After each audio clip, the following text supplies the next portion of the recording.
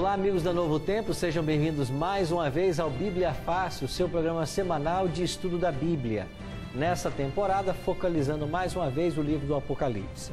Nós estamos aqui com 8 amigos especiais que nós convidamos de vários estados brasileiros e eles vieram participar aqui do estudo do livro no Hotel Monreale, em São José dos Campos.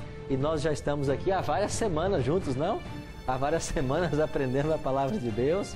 Hoje estamos voltando para mais um estudo e eu quero convidar você a participar desse estudo. Hoje vamos aprender um pouquinho mais a respeito do capítulo 10 de Apocalipse. E o tema que nós vamos estudar, João e o Livrinho.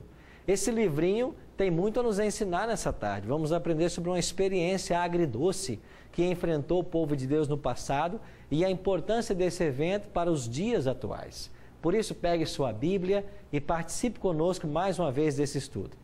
Como você sabe, nós temos um hábito aqui de não começarmos a estudar a Bíblia sem antes orar. E então queria convidar todos vocês que nós orássemos mais uma vez, buscando a bênção de Deus para o estudo.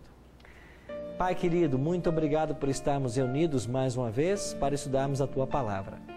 Que o Teu bom e Santo Espírito seja nosso professor e nos faça compreender os mistérios que esse capítulo encerra. Que nós compreendamos a Tua vontade para a nossa vida e que nós tomemos decisões sérias ao Teu lado. Por Jesus te oramos. Amém. Abra sua Bíblia então em Apocalipse capítulo 10. Você que está nos assistindo em casa, se não pediu a sua revista ainda, não deixe de pedir. É um presente da Novo Tempo para você. Nosso telefone é 0 operadora 12 21 27 31 21. Ou então acesse a nossa página novotempo.com/Bíblia Fácil. Você manda os seus dados postais para nós, nós enviaremos essa revista para você inteiramente grátis. Lembre de clicar na imagem no nosso site lá. Você vai clicar na imagem, vai abrir um formulário e aí você preenche todos os dados para você receber essa revista. No final dela tem um questionário. Se você preencher o questionário e devolver para nós, você ganha também um DVD que nós gravamos lá na Ilha do Cavaco, no Rio de Janeiro, com 18 temas sobre o livro do Apocalipse. E hoje estamos prontos aqui para começarmos o estudo do capítulo 10. Quando começamos o capítulo 10, no primeiro verso, João escreveu assim: Vi outro anjo forte descendo do céu, envolto em nuvem, com o arco-íris por cima de sua cabeça. O rosto era como o sol e as pernas como colunas de fogo.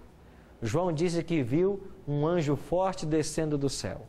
Quem é esse anjo? Você consegue adivinhar quem é esse anjo? Jesus. E por que é Jesus? Porque ele está primeiro envolto em nuvens. Jesus no Evangelho ele é sempre pintado como aquele que vem com as nuvens. Também no Apocalipse, né? 1 verso 7. Eis que vem com as nuvens. Então Jesus está relacionado com as nuvens no Novo Testamento e no Apocalipse. Agora ele tem ali um arco-íris por cima também de sua cabeça. Você se lembra que o arco-íris foi estudado aqui no capítulo 4, quando nós aprendemos sobre o trono de Deus? E lá estava o arco-íris sobre o trono? Agora, um outro detalhe muito importante desse verso. O rosto era como o sol e as pernas como colunas de fogo. Você se lembra no capítulo 1, quando Jesus apareceu para João? João não disse que o rosto dele brilhava como o sol na sua força? Então aqui nós temos uma ampliação do simbolismo profético. E esse anjo aqui é o próprio Jesus Cristo. Aí você pode perguntar, mas pastor, Jesus é um anjo? Não, Jesus não é anjo. Jesus é Deus. Mas ele se apresenta às vezes como um anjo. Você está lembrado que ele já visitou no passado vários personagens e ele foi reconhecido como um anjo? Inclusive Josué, quando estava para lutar e vencer a cidade de Jericó, lembra que ele saiu para orar e um anjo veio falar com ele e ele quis lutar contra o anjo e ele descobriu que era Jesus e ele adorou esse anjo e o anjo aceitou ser adorado? Porque era Jesus, porque nenhum outro anjo aceitaria. Inclusive aqui no Apocalipse, João tentou adorar o anjo que veio ajudá-lo a revelar os mistérios. Vocês já leram isso aqui no Apocalipse? Se você já não leu, dê uma olhadinha no capítulo 19. Olha o que diz Apocalipse 19, versículo 10. Apocalipse 19, verso 10. Prostrei-me aos seus pés para adorá-lo. E ele, porém, me disse, vê, não faças isso. Eu sou conservo teu e dos teus irmãos que mantêm o testemunho de Jesus. Adora quem? Deus. Adora a Deus. O anjo revelador que veio trazer a mensagem para João, João quis adorá-lo. Ele disse, não, você não me adora não, porque eu sou criatura como você. Eu sou anjo. Adora a Deus. Mas lá em Josué, o anjo aceitou ser adorado. Por quê? Porque era o próprio Jesus Cristo. Então Jesus se apresenta em alguns momentos como sendo o anjo do Senhor. E aqui no capítulo 10, nós temos um exemplo claro disso. É o próprio Jesus Cristo. Agora, olha o que diz na continuidade do capítulo. Versículo 2 e 3. Apocalipse 10, 2 e 3. E tinha na mão um livrinho aberto, e pôs o pé direito sobre o mar e o esquerdo sobre a terra. E bradou em grande voz, como ruge um leão. E quando bradou, desferiram 7 trovões as suas próprias vozes. O que esse anjo tinha em suas mãos? Um livrinho aberto. Que livrinho é esse que se encontra aberto na mão do anjo? Nós entendemos de que esse livrinho é o próprio livro do profeta Daniel. Por que esse livrinho é o livro de Daniel?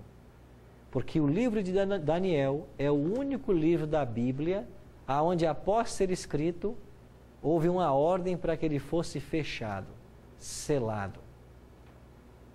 E agora aqui nessa cena do Apocalipse, nós temos a abertura do livrinho de Daniel, ou pelo menos ele já está aberto na mão de Cristo. Dê uma olhadinha lá no profeta Daniel, deixa aí marcado o Apocalipse, capítulo 10, e vamos lá para o profeta Daniel no Antigo Testamento, página 598, Daniel 12, 4. Assim diz o texto: Tu, porém, Daniel, encerra as palavras e faz o quê? Sela o livro. Até quando? Até ao tempo do fim.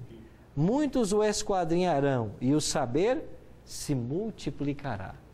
Quando Daniel terminou de receber as revelações e escrever o livro, o anjo disse assim para ele: Daniel, você agora encerra as visões e sela o livro até o tempo do fim. Ou seja, as porções de tempo no livro de Daniel, elas não seriam compreendidas até que o tempo do fim chegassem. Se em Apocalipse 10, esse livro na mão de Cristo é o livro de Daniel e ele está aberto, isso quer dizer que esta cena do capítulo 10, ela tem a ver com o tempo do fim. Porque agora o livro já está aberto. E qual outro dado ou indício aqui no próprio texto que nos ajuda a acreditar de que esse livrinho é o livro de Daniel?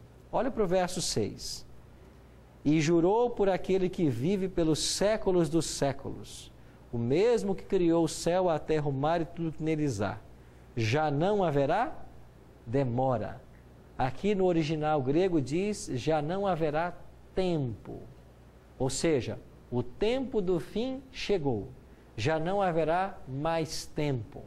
Então aqui nós temos uma visão de Cristo e ele tem um livrinho na mão e esse livrinho aberto é o próprio livro de Daniel. Agora esse livro vai contar para nós de uma experiência pela qual o povo de Deus passaria. Olha com atenção então essa experiência. Versículo 8. João diz assim: A voz que ouvi vinda do céu estava de novo falando comigo e dizendo: Vai, toma o livro que se acha aberto na mão do anjo, em pé sobre o mar e sobre a terra. Então João recebeu uma ordem de ir até Jesus, pegar o livrozinho, o livro pequeno, que estava na mão dele. João foi, tomou o livro da mão de Cristo. E a ordem para João ainda foi assim: Fui, pois, ao anjo dizendo-lhe que me desse o livrinho. Ele então me falou: Toma-o, devora-o. Certamente ele será amargo ao teu estômago, mas na tua boca, o quê? Doce como mel. Versículo 10. Tomei o livrinho da mão do anjo e o devorei. E na minha boca era doce como mel. Quando, porém, o comi, o meu estômago ficou o quê? Amargo. Então, você consegue visualizar a cena? João teve uma visão de Cristo, que está com um livrinho aberto nas mãos. Esse livro aberto, ele estava outrora selado, porque é o livro de Daniel. Isso quer dizer que essa cena pertence ao momento histórico do tempo do fim. Agora, o anjo que falava com João diz assim, vai lá na mão daquele anjo e pega o livrinho na mão dele. Quando João chega perto de Cristo, ele pede o livro e Cristo entrega para ele. Aí o próprio Cristo diz assim para João, agora você pega esse livro e você devora ele, come ele. Na tua boca ele vai ser doce, mas quando chegar no estômago ele vai ser amargo. O que é que representa esta cena? Essa expressão tomar o livro e comer, o profeta Jeremias já havia usado uma expressão parecida quando ele disse assim, achando as tuas palavras, logo as comi. No sentido de que ele teve interesse em compreender o que elas significavam. Aqui é o mesmo caso. João quis entender o significado dessa palavra. E então Jesus disse para ele que essas palavras seriam doces, mas depois elas seriam amargas. A que evento essa experiência se refere? Pois bem, quando analisamos a história dos movimentos religiosos, nós nos deparamos com este homem chamado Guilherme Miller.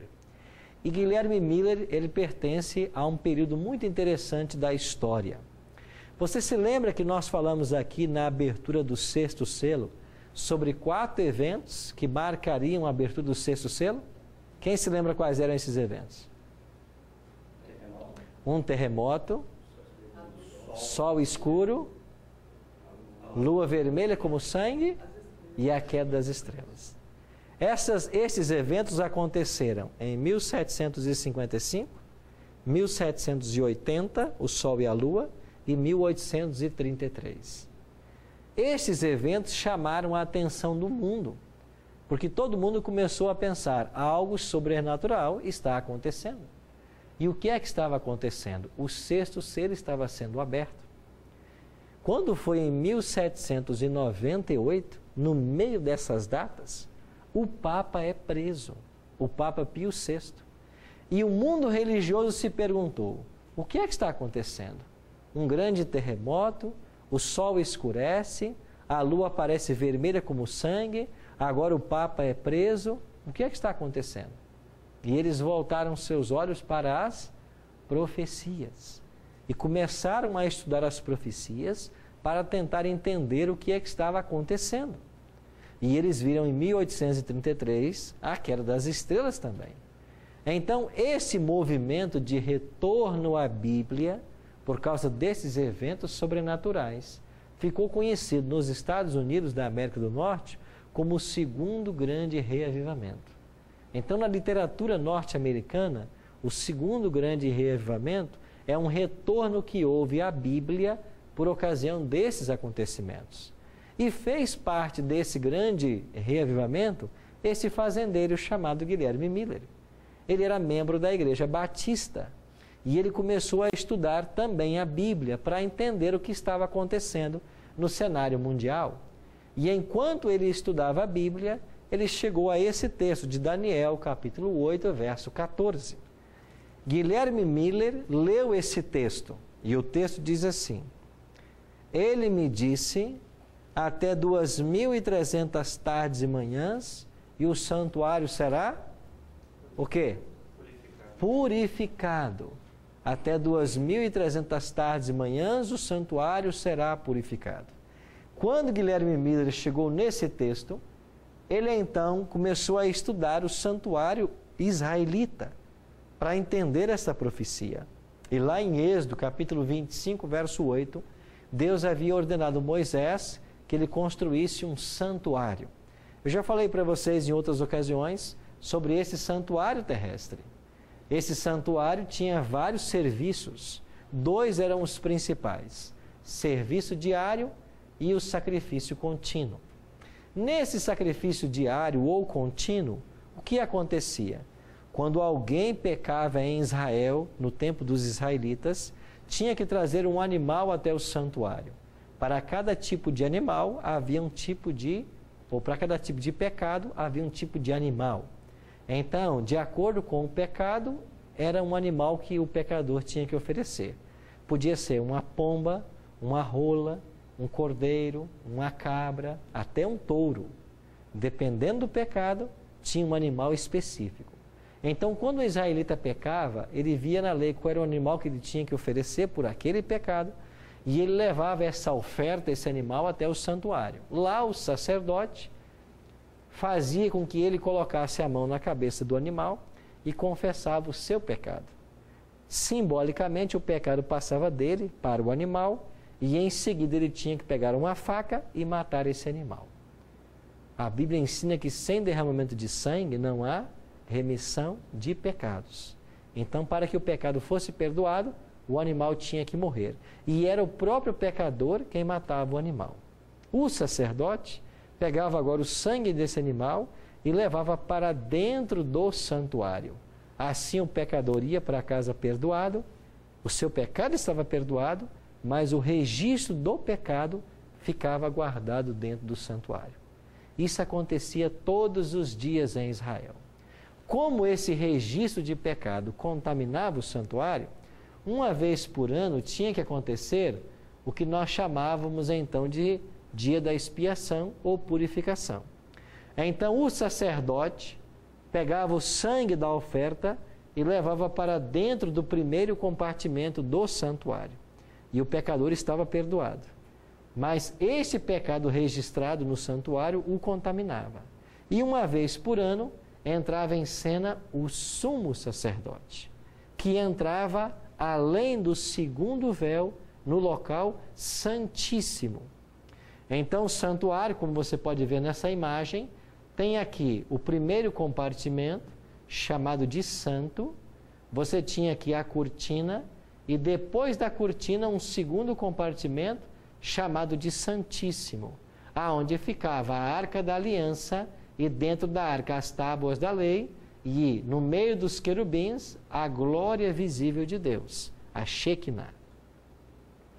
Então, o sacerdote entrava aqui todos os dias para fazer a mediação pelo pecado, mas o sumo sacerdote só aqui dentro, no Santíssimo, uma vez por ano. E tinha uma data específica que ele entrava aqui no lugar santíssimo. Era sempre o 10º dia do 7º mês. Então, no 7º mês do calendário judeu, no 10º dia, o sumo sacerdote entrava lá dentro do Santíssimo para fazer a purificação do santuário. Então, para o povo de Israel, o dia da expiação, ou quando o sumo sacerdote entrava em cena, era um dia de juízo, era um dia também de purificação. Aí, quando Guilherme Miller leu Daniel 8,14, quando se passassem 2.300 tardes e manhãs, o santuário seria purificado, Miller entendeu que esta purificação do santuário, ela deveria acontecer nos seus dias e que ela representava a volta de Jesus. Ele achou que a purificação do santuário, aqui em Daniel 8,14, seria a volta de Jesus. E ele então começou a ensinar isso. Se a purificação do santuário era o dia de julgamento para Israel, Miller concluiu de que o dia da expiação em Daniel 8,14 era o julgamento final e o dia da volta de Jesus. Então ele começou a pregar, quando se passarem 2.300 tardes e manhãs, Jesus vai voltar. Uma tarde e uma manhã equivale a um dia, certo? Lembra do Gênesis 1? Houve tarde e manhã o primeiro dia, tarde e manhã o segundo dia. Quando Deus cria o mundo, a expressão que ele usa no Gênesis é tarde e manhã, ou seja, o dia, a parte escura e a parte clara. 2.300 tardes e manhãs são 2.300 dias, mas em profecia cada dia vale um ano, então 2.300 anos. Então Miller chegou à seguinte conclusão: quando se passarem 2.300 anos, Jesus vai voltar. Agora ele precisava saber apenas de um detalhe mais. Se Jesus volta no final dos 2.300 anos, qual é a data inicial?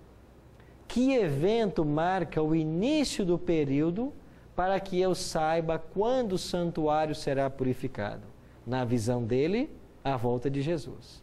E ele encontrou essa resposta em Daniel 9, 24 a 27. Olha aí a sua Bíblia em Daniel capítulo 9, verso 24. Daniel 9, verso 24. 70 semanas estão determinadas sobre o teu povo e sobre a tua santa cidade. Olha que interessante. O anjo está dizendo para Daniel assim: olha, Daniel, Deus vai dar para você 70 semanas para vocês se arrependerem. 70 semanas, cada semana tem 7 dias, vezes 70, 490 dias.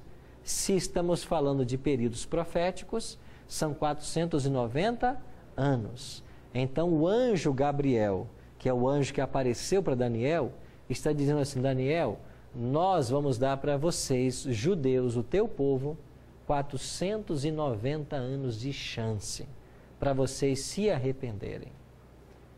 Olha o que diz agora o versículo 25.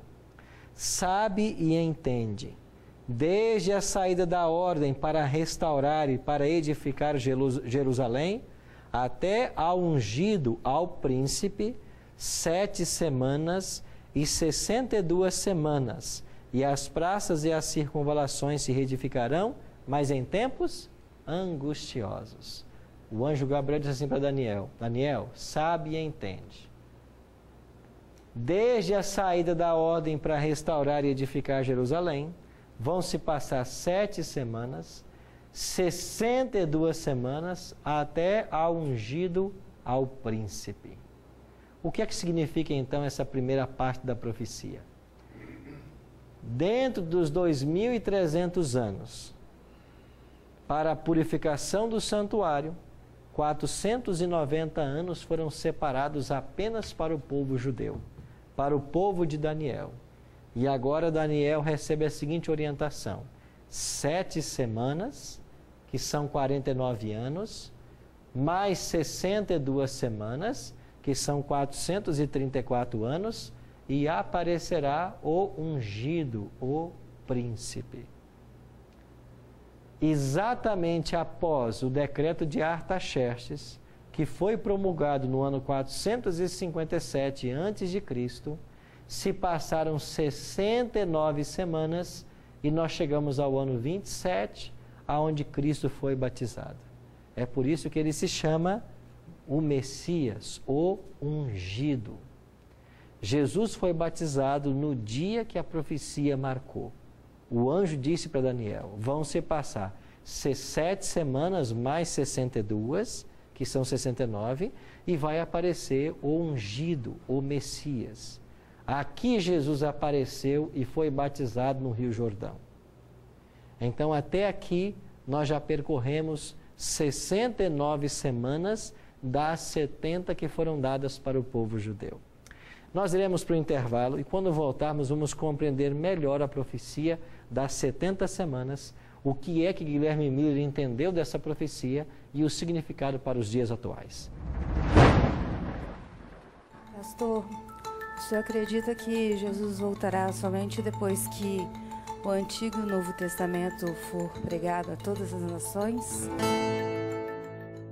Ele tira o som da minha vida, finas cordas, cria uma nova melodia. Meu Criador, meu Redentor, da minha dor compõe uma nova sinfonia,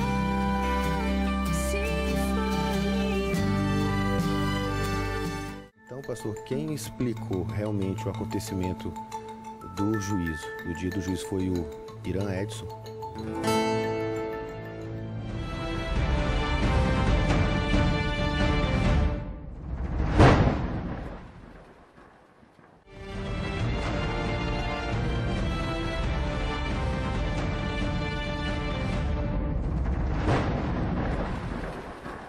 Estamos de volta com Bíblia Fácil, hoje aprendendo sobre Apocalipse capítulo 10.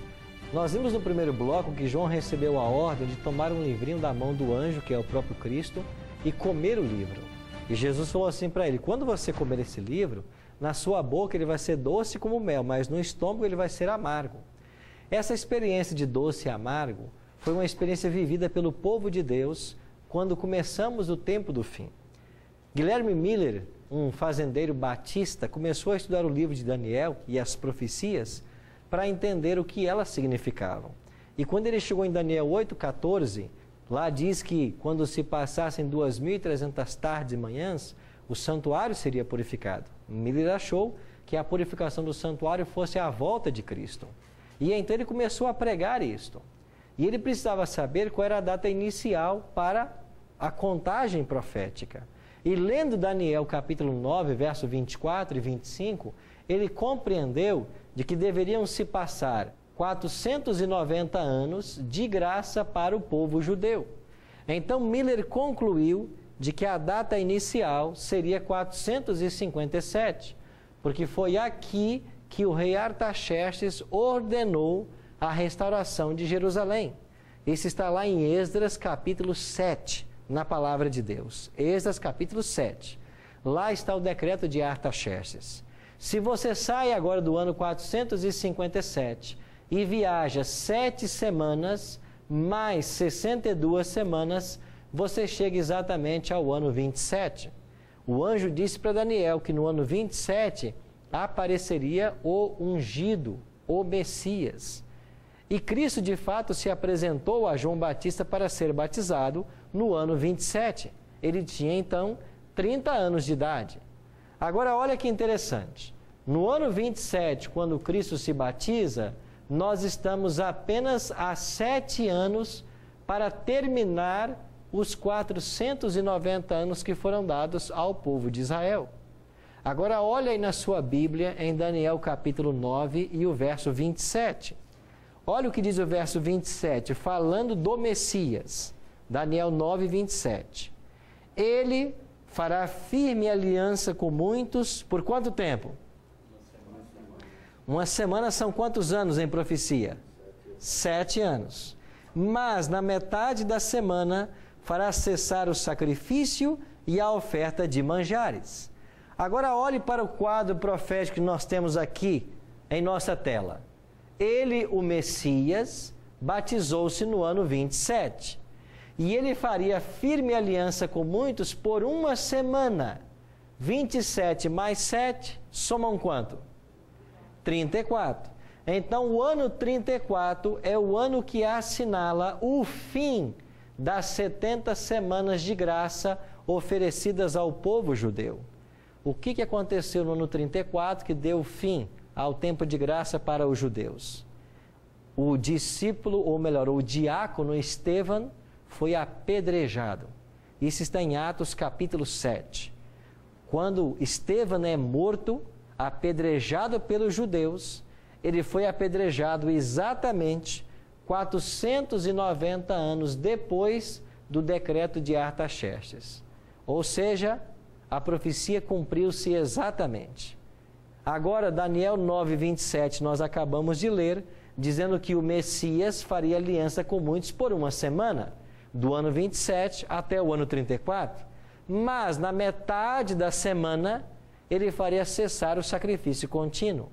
O que é que Cristo fez na metade da semana, ou seja, no ano 31, e que deu fim ao sistema de sacrifícios do Antigo Testamento? Ele foi crucificado sobre a cruz. Então Jesus morreu na metade da 70ª semana. Então, antes que terminasse a graça para o povo judeu, eles mataram a Cristo. E 3 anos e meio depois, apedrejaram Estevão. Com isso, eles selaram a sua rejeição ao convite divino. E no ano 34, o povo de Israel, que em todo o Antigo Testamento é o povo de Deus, agora deixará de ser a nação escolhida. E o Evangelho será levado pelo apóstolo Paulo aos gentios. E o Evangelho agora foi dado a todas as pessoas.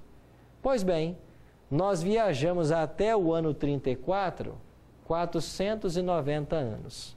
Só que a profecia dizia que o santuário seria purificado depois que se passassem 2.300 anos. Agora é muito simples. nós precisamos apenas pegar os 490 e subtrair dos 2.300. Se eu tenho 2.300 e tiro 490, quantos anos me sobram? 1.810. Se Estevão foi apedrejado no ano 34 e eu somo mais 1.810 anos, a que ano eu chego? 1844. Foi esse o cálculo que fez Guilherme Miller. Então Miller chegou à seguinte conclusão: as 2.300 tardes e manhãs, elas se encerram no ano 1844. E é aí que Jesus vai voltar.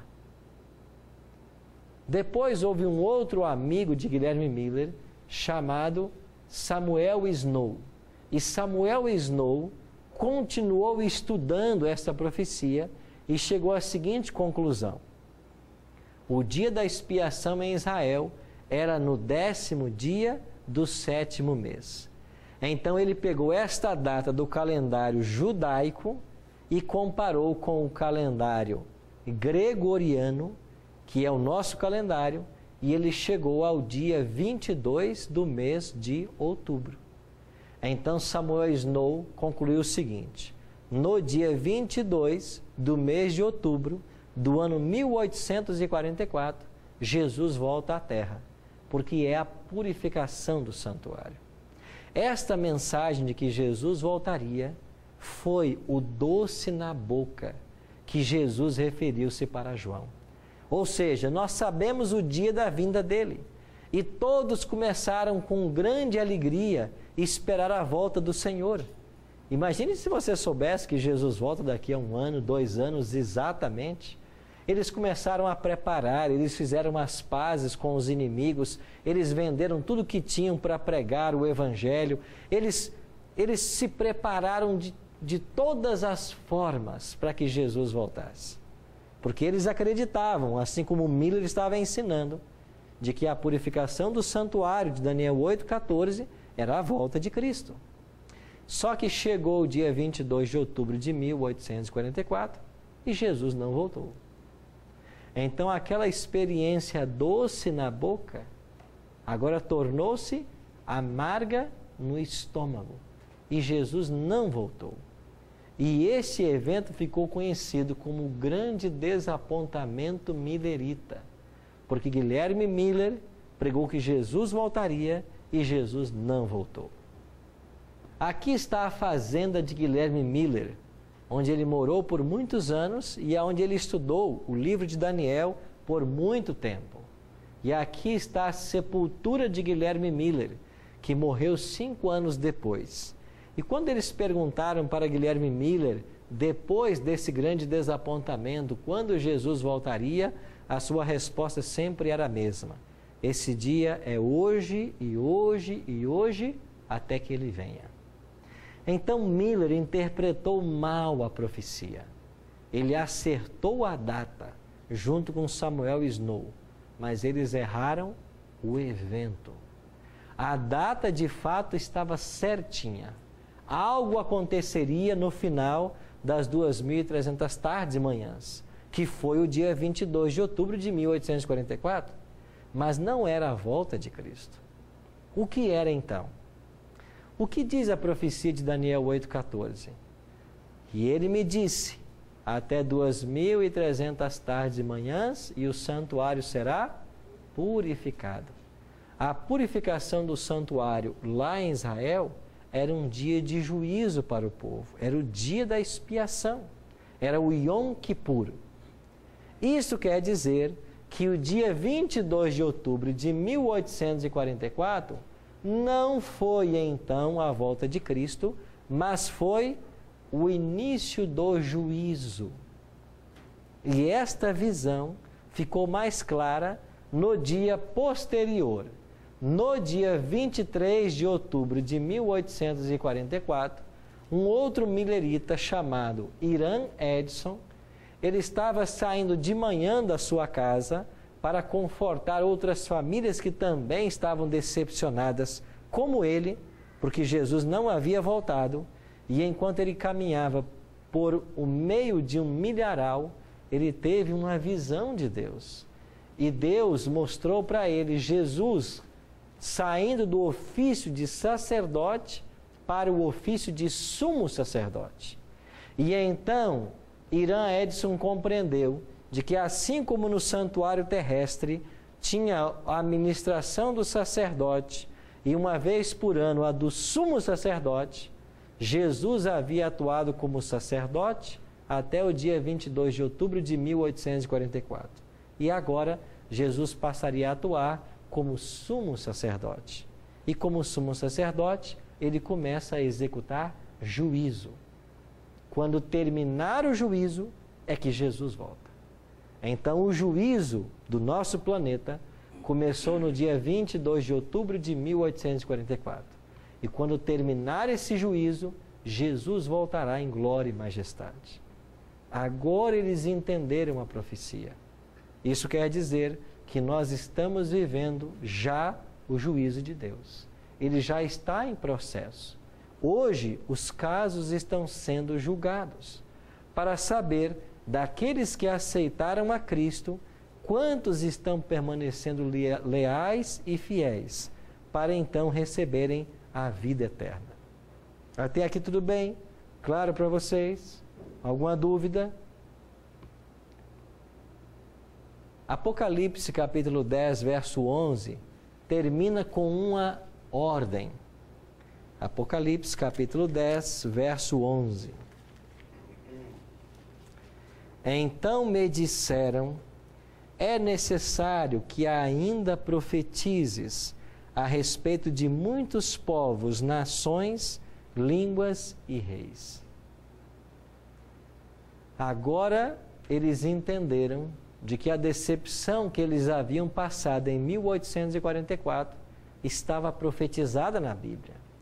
E o versículo 11, quando diz, é necessário que ainda profetizem, agora os mileritas decepcionados se viram como um movimento profético. Jesus não voltaria nessa data, mas ele começou o juízo, e quando ele terminar o juízo, ele volta, e nós agora temos que profetizar, conforme Apocalipse 10, 11 está nos mostrando. Mara. Pastor, o senhor acredita que Jesus voltará somente depois que o Antigo e o Novo Testamento for pregado a todas as nações? Em Mateus 24, 14, Jesus falou assim, este evangelho do reino será pregado para todo mundo, para testemunho a todas as nações, e então virá o fim. Jesus falou que o que vai ser pregado é o evangelho do reino. O que é o evangelho do reino? É o evangelho conforme apresentado pelo próprio Cristo e pelos escritores do Novo Testamento. Este evangelho, ele se fundamenta em 8 pilares: encarnação, nascimento virginal, vida sem pecado, morte expiatória, ressurreição, ascensão, intercessão e segunda vinda. Então, na nossa visão, este é o evangelho eterno do reino. Então, quando as pessoas compreenderem sobre Cristo e seu ministério e entenderem que só Ele pode salvar, é aí que Ele então volta. Então, inclusive o Apocalipse, né? O Apocalipse faz parte desse evangelho. E aqui em Apocalipse 14, você está bem pertinho aí? Olha o que diz o verso 6. Apocalipse 14, verso 6. Vi outro anjo voando pelo meio do céu, tendo o quê? Um evangelho eterno para pregar aos que se assentam sobre a terra, cada nação, tribo, língua e povo. O Apocalipse tem o mesmo evangelho. E nós vamos descobrir aqui, em Apocalipse 14, quando estudarmos esse tema, de que o evangelho de Apocalipse é o mesmo evangelho de Cristo. Por isso ele é o evangelho eterno. Ele fundamenta-se na obra que Jesus faz. E parte importante desta obra está agora acontecendo, quando Jesus está no santuário celestial, atuando como juiz e julgando aqueles que um dia o aceitaram como Salvador. Mas, pastor, quem aceita Cristo também vai entrar em juízo? Sim. A palavra de Deus diz em Atos que todo ser humano um dia vai comparecer perante o juiz de toda a terra. Nós estamos sendo julgados para saber se, uma vez aceitado Cristo como Salvador, se permanecemos firmes no caminho. E aqueles que estão permanecendo firmes, depois de aceitarem, eles serão declarados salvos. Se alguém aceita Cristo, mas abandona, esse é condenado. Sim, Daniel? Então, pastor, quem explicou realmente o acontecimento do juízo, do dia do juízo, foi o Irã Edson? Irã Edson Ele que explicou? foi quem compreendeu melhor o assunto. Ele se sentou com outros mileritas e eles então concluíram de que a data 22 de outubro estava certa. Só que não era a volta de Cristo, mas era o início do juízo no santuário celestial. Ah, entendi. Então foi ele que descobriu junto com outros mileritas o que havia acontecido de fato. Ah, entendi. Então eles entenderam de que esta decepção que eles enfrentaram, ela já estava profetizada aqui em Apocalipse capítulo 10. E quando eles leram o verso 11, dizendo que é necessário que ainda profetizes, eles então se viram como um movimento profético e começaram a pregar as verdades da palavra de Deus, agora preparando o povo de fato para a volta de Jesus, só que sem uma data, porque eles então entenderam que Jesus havia declarado que a respeito daquele dia e hora, ninguém sabe, senão somente o Pai. Então eles entenderam que Jesus voltaria em breve, mas eles não sabiam quando e nem podiam marcar nenhuma data mais. O que aconteceu desse movimento milerita? No dia 22 de outubro de 1844, o movimento milerita se desfez. E você tem então 3 segmentos. Um primeiro grupo de mileritas abandonou completamente a fé por causa dessa decepção e nunca mais quis saber de religião.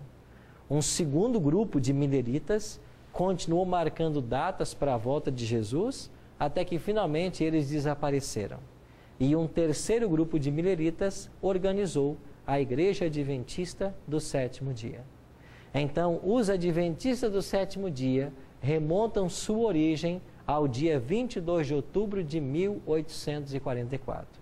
E nós entendemos de que o nascimento de nossa igreja está atrelado ao Apocalipse capítulo 10. Nós deveríamos passar por esse desapontamento, então a igreja se iniciaria com uma missão profética. E qual é a nossa missão? Pregar o Evangelho eterno, preparando o mundo para a volta de Jesus. Então nós entendemos que esse capítulo 10 de Apocalipse, ele se cumpriu na experiência milerita. Em maio de 1863, a igreja recebeu o nome Adventistas do Sétimo Dia e foi organizada como uma igreja mundial. E de lá para cá, a nossa tônica tem sido: breve Jesus voltará. E preparando um povo para a volta de Cristo, nós temos apresentado o Evangelho eterno conforme a Bíblia mesmo nos orienta a fazer. Por isso, essa experiência agridoce enfrentada por João em Apocalipse 10, ela representa a experiência que o povo de Deus passaria em 1844. E uma vez terminada a experiência de alegria e ênfase na volta de Jesus, quando houve o desapontamento, agora volta-se à compreensão de que 22 de outubro não era a volta de Cristo, mas o início do juízo. Isso quer dizer que Jesus, desde a sua ascensão até o ano 1844, atuou no santuário celestial como sacerdote. E a partir do dia 22 de outubro de 1844, para cá, ele atua como sumo sacerdote. Então nós podemos afirmar que nós estamos vivendo o grande dia da expiação. Nós estamos vivendo o grande dia da expiação. E quando ele terminar, Jesus voltará à terra para buscar os salvos. Olha o que diz Apocalipse, capítulo 15, verso 8. Apocalipse, capítulo 15, versículo 8. O santuário se encheu de fumaça, procedente da glória de Deus e do seu poder, e ninguém podia penetrar no santuário, enquanto não se cumprissem os 7 flagelos dos 7 anjos. Por que é que o santuário se encheu de fumaça? Porque Jesus o deixou. E aqui diz que ninguém mais podia entrar no santuário enquanto não se cumprissem as 7 pragas. Então os eventos serão os seguintes. Hoje Jesus está no santuário celestial. Ele é o nosso juiz. Ele também é advogado. Porque João diz que nós temos um advogado junto ao Pai. Então Cristo hoje acumula as funções de juiz e advogado. Mas ele é também juiz. E quando ele terminar a obra de juízo, ele vai deixar o santuário. E quando ele sai do santuário, o santuário se enche de fumaça. Ou seja, não tem mais intercessor no santuário. Quem está salvo, quem está perdido. E ele vem à terra para buscar os salvos. Então, toda essa trajetória do santuário, ela faz parte do plano de Deus. E o desapontamento milerita já estava profetizado em Apocalipse capítulo 10.